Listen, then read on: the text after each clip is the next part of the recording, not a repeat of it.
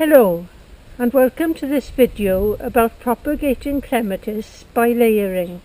It's a much simpler method for gardeners to use than taking cuttings. I'm also going to carry out an experiment with different ways of layering to see if any one way is better than the others. This particular clematis is Emilia plata, one of the lovely varieties bred by Brother Stefan Franczak in Poland.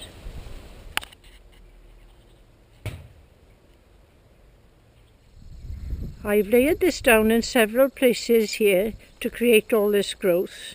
It's supported by obelisks and green fencing wire, and the trees give good anchor points, otherwise you need some sort of stakes in the ground. We need to go back to February for the start of the process.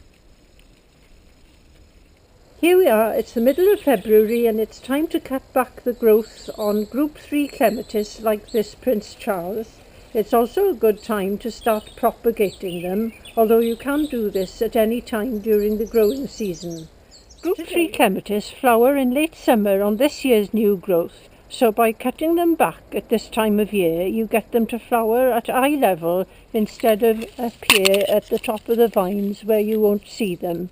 If I was just pruning, I would cut it back to about 60 to 90 centimetres from the ground, above a pair of shoots, somewhere like that. But because I want to propagate this clematis, I will cut it back to just above where there are new shoots growing, so it would be somewhere like that. I've now cut back the dead growth of the clematis, as you can see, and I'm left with these long vines with shoots all along them.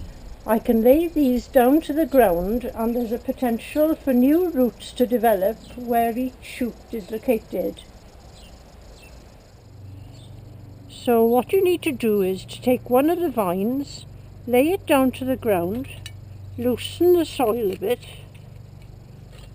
use a steel peg or a stone to weigh the shoot down,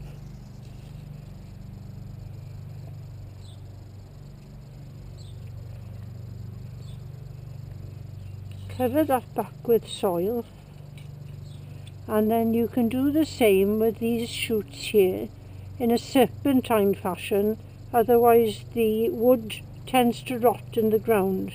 So you can see the stem of the original plant here, and then you can see that I've layered it down here so it's rooted quite firmly there, and also here.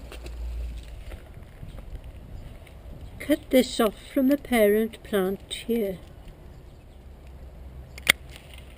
Here's one I lifted earlier and you can see where the root has formed.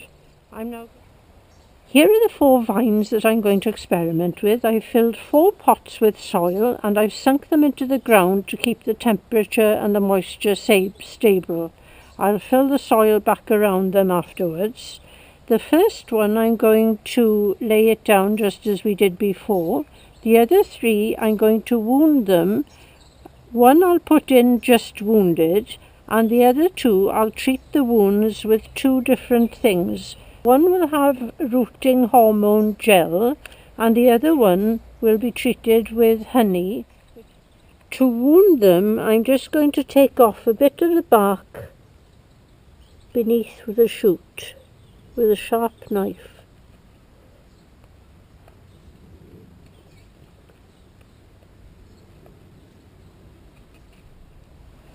I'm going to paint this hormone rooting gel onto one wound.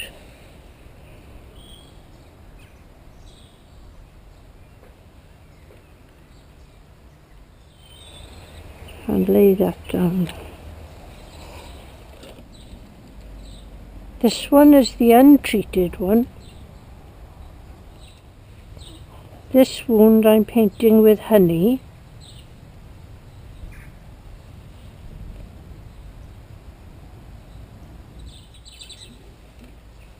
This wounded one is going in just as it is.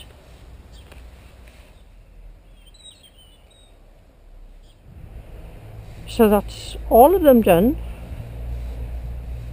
We'll come back and see how they get on during the growing season. It's the moment of truth. I'm going to check if there are any roots there. It's the middle of October and I've never lifted plants as early as this before, so there may be nothing there yet. So here we go. First of all, the one that was just wounded.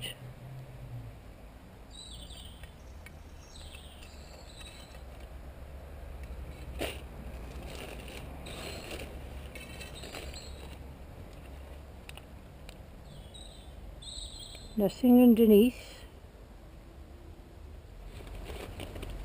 Ooh, a good root ball.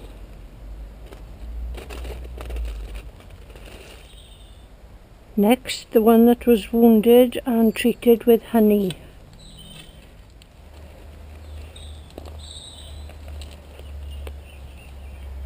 Ooh, roots coming out at the bottom.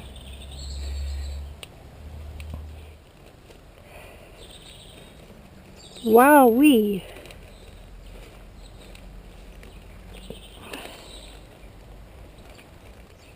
Now for the one that was wounded and treated with hormone rooting gel. Bit of root at the bottom.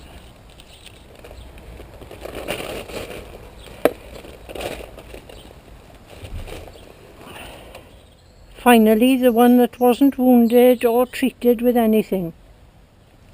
Nothing at the bottom. Some roots, but much less than the ones that were wounded. So this is the one that wasn't wounded or treated in any way. Very few roots. This one was just wounded. Quite a lot of roots. This one was the one wounded and treated with honey.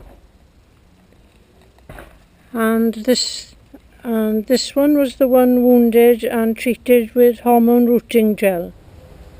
From this very small experiment, I've been very excited to see how much wounding the plant encourages root growth. Despite the early spurt in the top growth of the one treated with hormone rooting gel, it's the one treated with honey that has promoted most root growth. In future, I'm going to experiment on wounding cuttings as well and treating those with either honey or hormone rooting gel.